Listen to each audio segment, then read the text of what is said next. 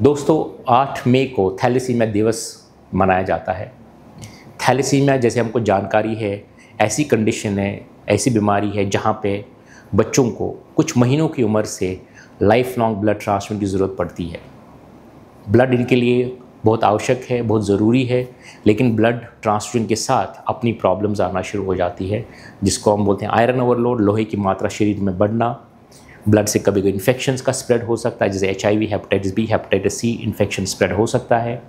और इन बच्चों का उम्र के साथ में जब वे बड़े होते हैं, इन आयरन ओवरलोड की वजह से इनका क्वालिटी ऑफ लाइफ बहुत ही कम रहता है और इनकी आयु जो है सेकेंड थर्ड डेकेड तक रहती है। 20 से 30 साल के बीच में बच्चे ज़्यादातर हम खो लेते हैं। ये बीमारी बचाई जा सकती है, हम इसको प्रिवेंट कर सकते हैं, हम इस बीमारी को रोकथाम कर सकते हैं।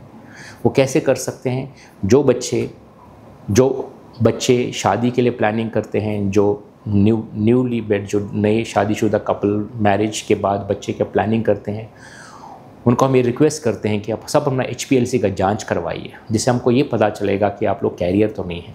अगर आप कैरियर हैं तो एक छोटे से टेस्ट जिसको बोलते हैं कोरेनुल सैम्पलिंग, उस टेस्ट से जो गर्भवती माँ में टेस्ट किया जाता है, उसमें ये पता किया जाता था जो शिशु आने वाला है वो थैलेसीमिया से ग्रस्त तो नहीं है। अगर नहीं है, जिसका 75% चांस है थैलेसीमिया ग्रस्त नहीं होगा, तो हम आगे प्रेगनेंसी कंटिन्यू कर सकते हैं। अगर थैलेसीमिया ग्रस्त है तो एक ऑप्शन है कि प्रेगनेंसी हम आगे कंटिन्यू ना करें। एक छोटे से एक प्रिकॉशन से हम लोग थैलेसीमिया को अपने कंट्री से जड़ से हटा सकते हैं और हमेशा के लिए इसको ख़त्म कर सकते हैं।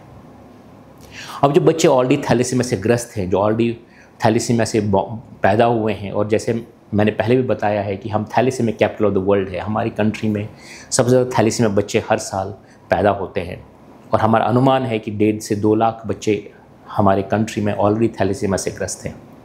अब इन बच्चों को गाइडेंस के हिसाब से, गाइडलाइंस के हिसाब से ब्लड ट्रांसफ्यूजन मिलना चाहिए, जिसका मतलब है कि 9.5 से 10.5 का हीमोग्लोबिन का लेवल मेंटेन करना चाहिए, मात्र पैक्सल देना चाहिए, और ल्यूकोडिप्लीटेड जिसको बोलते हैं वाइट सेल को फिल्टर करके उनको ब्लड देना चाहिए।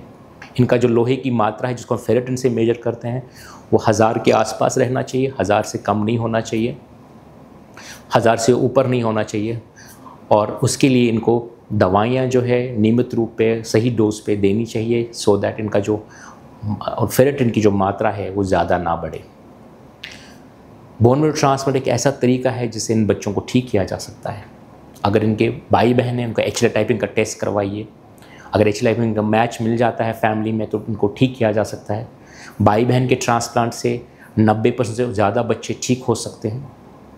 आजकल बाहर के डोनर्स को बोलते हैं अनरिलेटेड डोनर, या घर के हाफ मैच डोनर, जिसको माँ बाप से जब सेल्स लिया जा सकते हैं हाफ मैच के लिए, वो भी तरीका है इनको ठीक करने का, अगर घर में कोई फुल मैच नहीं है। तो अगर आपके घर में कोई थैलेसीमिक बच्चा है, उसकी HLA टाइपिंग की जांच करवा के आगे जो है बढ़िए, और उसमें आजकल काफ़ी सहायता अवेलेबल है जहां से इनको ट्रांसप्लांट के लिए भी इनको सहायता मिल सकती है।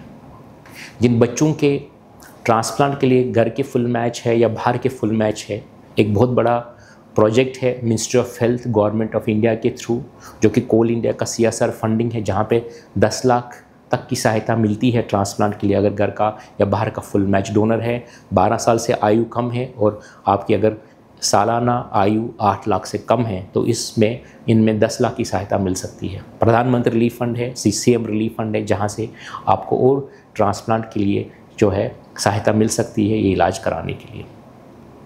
बहुत सारी सोसाइटीज़ हैं हमारी कंट्री में जिनका बहुत बड़ा योगदान है थैलेसीमिया के एडवोकेसी को लेके, थैलेसीमिया के ऊपर जो काम कर रहे हैं, और थैलेसीमिया बच्चों के, उन फैमिलीज़ का जो प्रॉब्लम्स है वो सही डायरेक्शन में, सही क्वार्टर्स में उनका मैसेज पहुंचाने का जो काम करते हैं, गवर्नमेंट के साथ एडवोकेसी करते हैं, बाकी लोगों के साथ एडवोकेसी करते हैं, डॉक्टर के साथ एडवोकेसी करते हैं। तो ये जो सोसाइटीज़ हैं, इनका बहुत बड़ा योगदान है। थैलेसीमिया इंडिया जो हम जानते हैं काफ़ी सालों से, काफ़ी दशकों से काम कर रही है इसके ऊपर। काश फाउंडेशन है हमारे रायपुर में, उड़ीसा में थैलेसीमिया सोसाइटी है, बिहार में थैलेसीमिया सोसाइटी है, काफ़ी स्टेट्स में थैलेसीमिया सोसाइटीज़ हैं जहाँ पे जिनका जो योगदान थैलेसीमिया को लेके काफ़ी काफ़ी हद तक जो है थैलेसीमिया को उन्होंने उस पर काम किया है और उन बच्चों को आगे एक सक्सेसफुल लाइफ, एक कंफर्टेबल लाइफ देने की कोशिश करी है। तो मैं इन सब सोसाइटीज़ का भी धन्यवाद करना चाहता हूँ कि जो उनका कंट्रीब्यूशन रहा है इस फील्ड में, और आज का दिन हम इनको भी याद करते हैं और इनकी जो कंट्रीब्यूशन थैलेसीमिया को लेके उसको हम लोग आज नमन करते हैं, उनको बहुत बहुत धन्यवाद देते हैं।